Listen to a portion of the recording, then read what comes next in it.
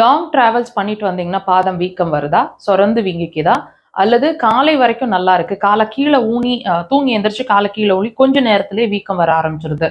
இந்த சிரமங்களை நீங்க ஃபேஸ் பண்ணிட்டு இருக்கீங்கன்னாலும், அல்லது கொஞ்சம் வீக்கம் அதிகமா தெரியல, அப்பப்போ வந்து லைட்டா அழுத்தும் போது குழி விழுகிற மாதிரி இருக்கு பாதங்கள்ல, அல்லது மேல் கெண்டக்கால் பகுதி வரைக்கும் அந்த ஃபீல் பண்றீங்க அப்படின்னா, இந்த விஷயத்த வந்து அசால்ட்டா விட்டுட்டு இருக்க வேண்டாங்க.